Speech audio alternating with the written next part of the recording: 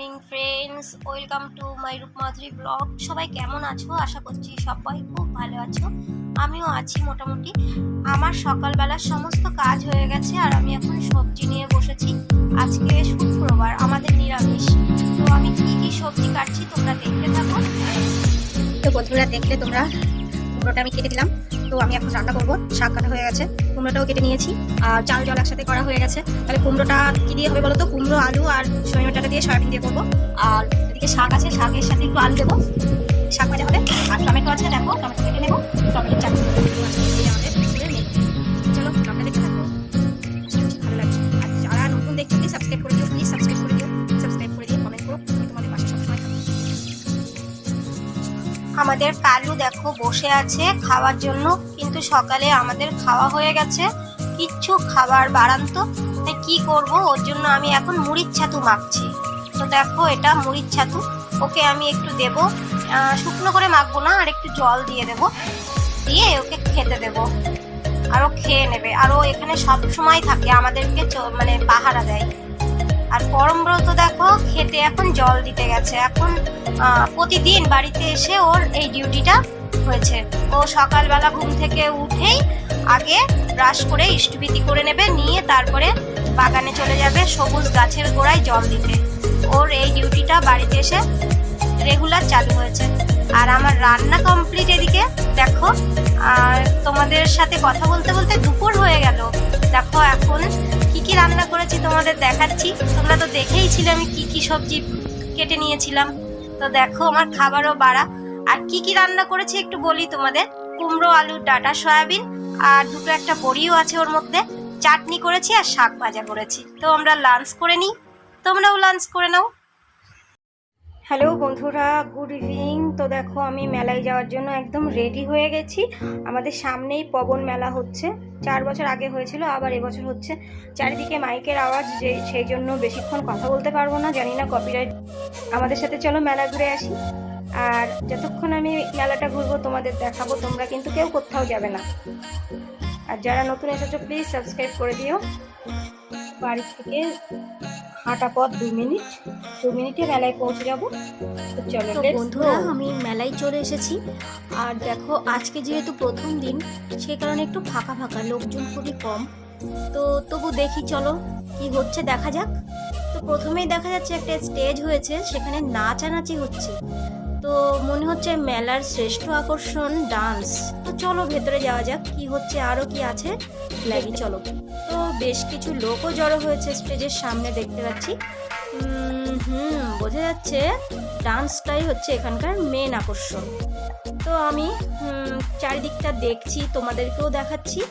তো দেখো কিছু কিছু দোকানপাটও বসেছে, কিছু রেস্টুরেন্ট বসেছে, কিছু ফুচকার স্টল বসেছে। আর এই হচ্ছে মেন মেলা, যে উদ্দেশ্যে পবন ঠাকুরের মন্দির বা প্যান্ডেল। তো প্যান্ডেলে প্রবেশ করলাম, দেখা গেল এখানে 35টা ঠাকুর হয়েছে। তো এখানে দেওয়া আছে কি কি ঠাকুর, ইন্দ্র, অগ্নি, পবন, তো এরকম বিজিতাস্য, ব্রহ্মাদেব, হ্যাঁ এই ধরনের থাকবে। তো তারপরে অচ্যুতা দেবী আছেন, এরকম সবার নামও লেখা আছে পিছনে দেখতে পাচ্ছি। তো ঠাকুর দেখতে শুরু করলাম আমি, আর তোমাদেরকেও দেখাচ্ছি। তো দেখো তোমরা, পবন মেলা, এই মেলার নাম হচ্ছে পবন মেলা। আর 35টা ঠাকুর তৈরি হয়েছে, ভালোই হয়েছে। পবন মেলা কোথাও হয় না, আমরা সচরাচর শুনতে পাই না, তাই না বন্ধুরা? দেখলাম এখানে পবন মেলা হচ্ছে, তো ভালোই হচ্ছে। 4 বছর আগে একবার হয়েছিল, তখন রামায়ণের যে কাহিনী সেটাই আমাদের বড় পর্দায় দেখিয়েছিল। তো আমরা প্রতিদিন সন্ধেবেলা গিয়ে হাজির হতাম 4 বছর আগে। তো যেহেতু গ্রাম, এখানে সেরকম অনুষ্ঠান বা তেমন কোনো অকেশন পাওয়া যায় না খুব একটা, মানুষজনও খুবই ফাঁকা ফাঁকা, সেই কারণেই যাই হয় মোটামুটি মানুষ এসে জড়ো হয়। তোমরা কি দেখতে পাচ্ছ বন্ধুরা? দেখো কি লেখা, পৃথ্বীরাজের কাছে ব্রহ্মার আগমন। আর ইনি হচ্ছেন পবন দেবতা, ইনি হচ্ছেন মেন ঠাকুর। তারপরে সাইডে আরো ওনার সাথে আরো অনেক ঠাকুর রয়েছে। তো যেখানে 35টা ঠাকুর আছে। তো বন্ধুরা চলো ঠাকুরগুলো দেখে নিই আমরা। সবাই দেখে তারপরে আবার একটু মেলা ঘুরবো, ঘুরে তারপরে বাড়ি চলে যাব। তো তোমরা কিন্তু কেউ কখনো পবন ঠাকুর বা পবন মেলা দেখেছো কি না আমায় কমেন্ট করে জানাবে, অবশ্যই কমেন্ট করবে কিন্তু। আর একটা প্রশ্ন তোমাদের কাছে আমি রাখছি বন্ধুরা, আমাদের পবন মেলায় টোটাল কটা ঠাকুর হয়েছিল? তোমরা কিন্তু সবাই এই কমেন্টের উত্তরটাই দেবে, তাহলে আমি বুঝবো তোমরা পুরো ভিডিওটাই দেখেছো। তো দেখতে থাকো, আর আকর্ষণ কিন্তু লাস্টে আছে।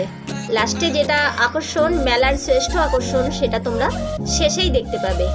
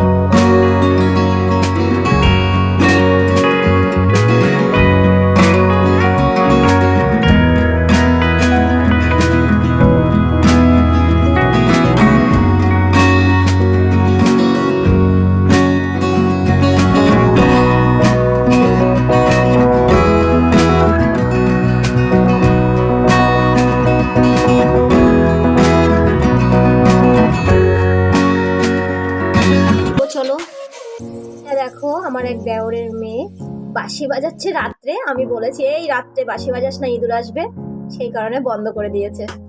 বাবার পকেটে ঢুকিয়ে দিয়েছে, প্যান্টের পকেটে বাঁশিটা। তো দেখো এখানে ডান্স হাঙ্গামা শুরু হবে, তো তোমরা সবাই দেখতে থাকো।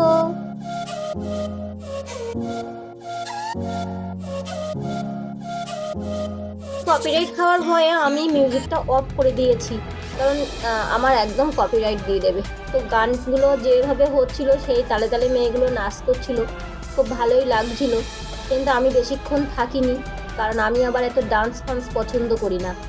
তো যারা পছন্দ করে তারাই আছে, আমরা কেউ ছিলাম না, আমরা তিনজনেই বাড়িতে চলে এসেছিলাম। কিছুক্ষণ ক্যামেরা বন্দি করে চলে এসেছিলাম। তো ডান্সগুলো মেয়েগুলো ভালোই করছিল।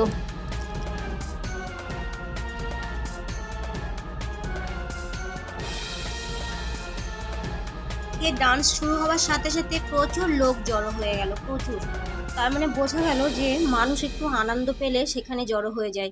আসলে এখানে তো আনন্দ করার সেরকম কিছু নেই।